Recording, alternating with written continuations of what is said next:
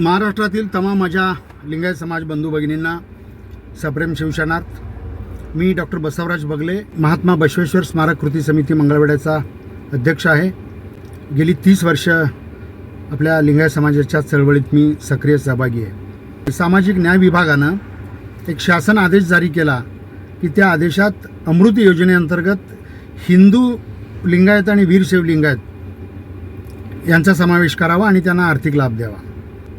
अमृत योजना ही अशी आहे की महाराष्ट्रातील खुल्या प्रवर्गातील, फक्त लिंगायत नव्हे, सगळ्या समाजाचे खुल्या प्रवर्गातील आर्थिक दुर्बल घटकात मोडणाऱ्या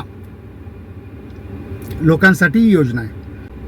मग आपण लिंगायत लोक खुल्या प्रवर्गात आहोतच. जे कोणी आमचे समाज बांधव आर्थिक दुर्बल घटकात मोडत असतील ते या योजनेचा लाभ घेण्यास मागही पात्र होते, आजही पात्र आहेत, उद्याही राहतील.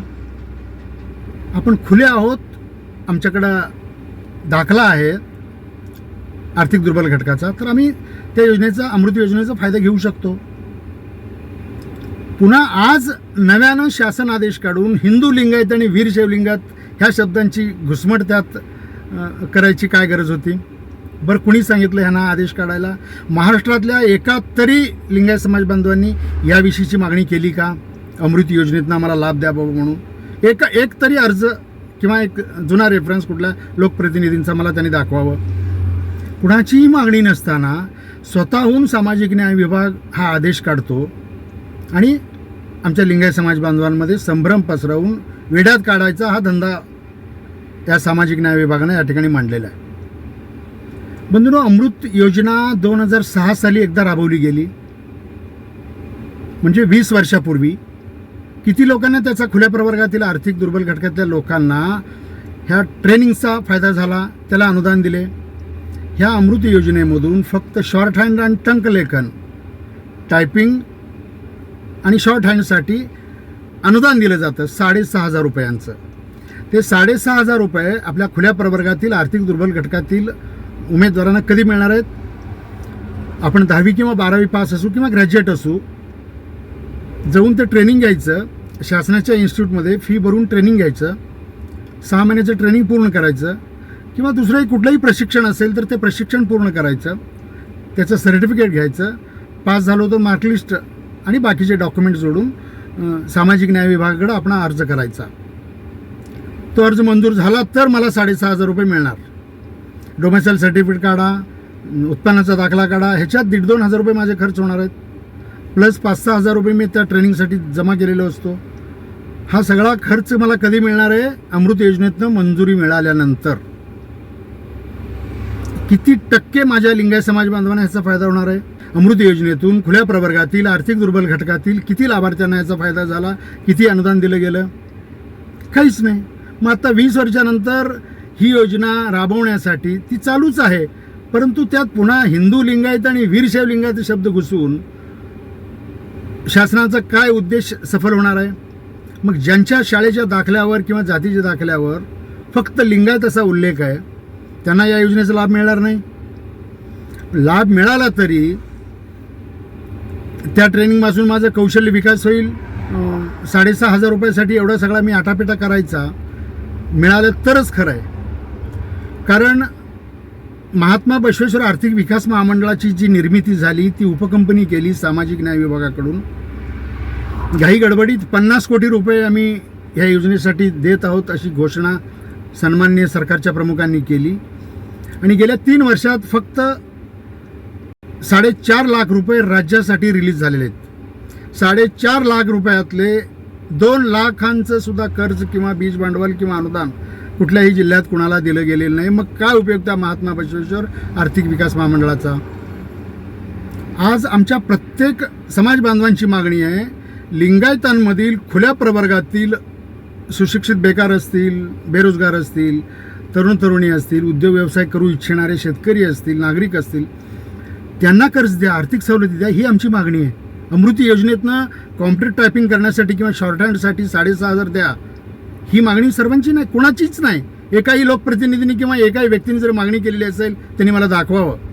मागणी न करता हिंदू लिंगायत घुसवा आणि वीरशैव लिंगायत घुसवा, ही जी नाटकं राज्य सरकारची किंवा संबंधित विभागाची चालू आहेत, हे कोणाच्या सांगण्यावरून चालू आहे आणि काय उद्देशांचा आहे? म्हणजे लिंगायतांना पद्धतशीरपणे वेचून बाजूला ठेवायचं, ज्यांच्या कागदावर हिंदू लिंगायत आणि वीरशैव लिंगायत आहे त्यांनाच या योजनेचा फायदा द्यायचा, ते पण 6,500. एकदा लाभ घेतला की कुठल्याही लाभापासून आपण वंचित राहणार. ही फेराफेरी आणि फसवणूक आमच्या समाजाची आहे. तो काय शासन निर्णय नाही. शासन निर्णय म्हणजे GR, गव्हर्नमेंट रेज्युलेशन, जे डिजिटल स्वाक्षरीने निघतं, राज्य सरकारच्या वेबसाईटवर बघायला मिळतं, ते नाही आहे. 20 ऑगस्टचं हे शासन आदेश आहे. सामाजिक न्याय विभागानं काढलेलं शासन आदेश. शासन आदेश हे बंधनकारक नसतं. आदेश दिला वरिष्ठांनी, पाळायचं की नाही अधिकाऱ्यांनी ठरवायचं, त्याची अंमलबजावणी होती की नाही हे नागरिकांनी बघायचं. नाही झाली आत्तापर्यंत. आता पुढं तर काय होणार आहे?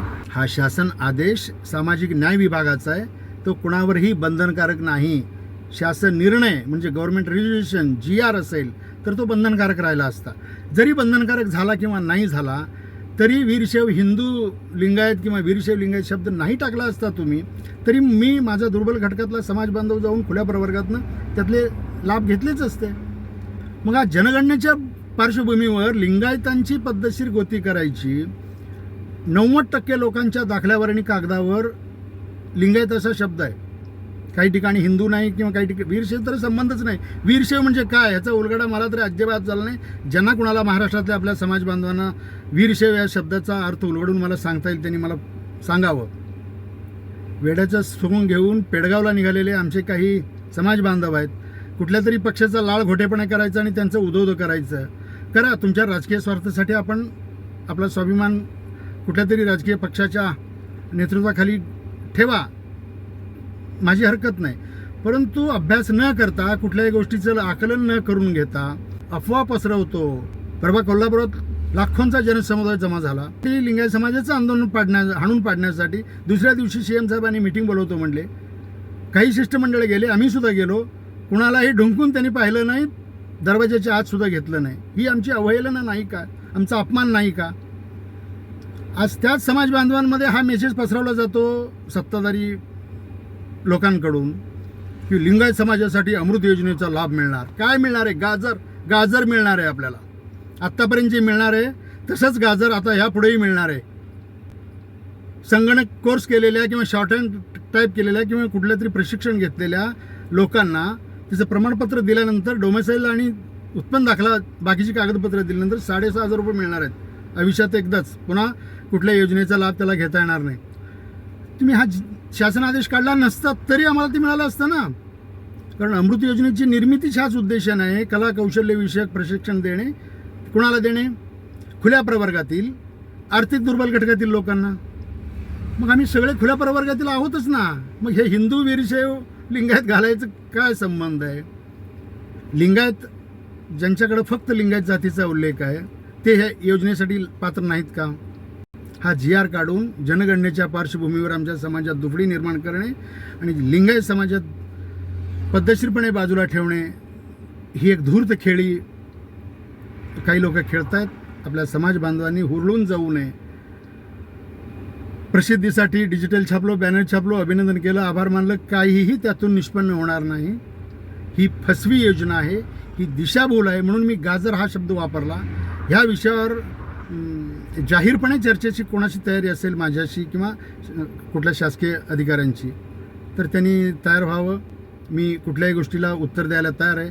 मागच्या आठवड्यात 4-5 दिवस मी कंटिन्यू सामाजिक न्याय विभागात, नियोजन विभागात, मंत्रालयात थांबून सगळ्या वरिष्ठ अधिकाऱ्यांशी चर्चा करून महात्मा बसवेश्वर आर्थिक विकास महामंडळाचा लाभ खुल्या प्रवर्गातील लिंगायतांना मिळावा या मागणीसाठी निवेदनं देऊन व्यवस्थित त्याचा ढाचा तयार करून ते करतो. श्रेय कोणाला जातं आहे, कोण घेतं आहे याचं मला देणं घेणं नाही. मी स्वतः डॉक्टर बसवराज बगले लिंगायत वाणी आहे, माझी पोटजात वाणी आहे. मी खुल्या प्रवर्गातला लाभ घेणार नाही. मला OBC महामंडळाकडून OBCच्या सवलती मिळतात ना. लिंगायतांमध्ये अनेक मागासवर्गीय 2-4 जाती आहेत. त्या लोकांना मागासवर्गीय महामंडळाकडून शासनाचे आर्थिक लाभ मिळतात. मग राहिला कोण? खुल्या प्रवर्गातील लिंगायत. त्यांच्यासाठी शासन काय देणार आहे? शासनानं लिंगायत समाजाची फसवणूक थांबवावी ही कळकळीची नम्र विनंती आहे. आणि शासनानं धचा मा करून एखादा काहीतरी कागद आपल्यासमोर टाकला की आपण खुश होऊन अभिनंदन करत फिरतो. हे आपलं अज्ञान आहे. आपली भावी पिढी आपल्याला माफ करणार नाही. नीट अभ्यास करा. 20 ऑगस्टचं जे शासन आदेश आहे सामाजिक न्याय विभागाचं आहे, महाराष्ट्र सरकारचा शासन निर्णय नव्हे, ते परिपत्रक नव्हे. ते काढलं नसतं तर अमृत योजनेचे जे निकष आहेत त्या निकषाप्रमाणे कालही मला फायदा मिळाला असता, आजही मिळेल, उद्याही मिळेल. मग आत्ता GR काढून आमची दिशाभूल करण्याचा उद्देश काय आहे, हा एक खूप मोठा पडलेला प्रश्न आहे. आमच्यात फाटाफूट करण्यासाठी सज्ज झालेली एक यंत्रणा आज गुप्त रीतीनं कार्यरत आहे. तुम्ही लिंगायत लिहू नका, हिंदू लिहा, तुमचा धर्म हिंदू आहे. तुम्ही आम्हाला सांगणारे कोण? आम्ही ज्या धर्मात जन्मलो, इबीत लावतो, लिंगपूजा करतो, लिंगायत आहोत, आम्ही लिंगायतच लिहिणार.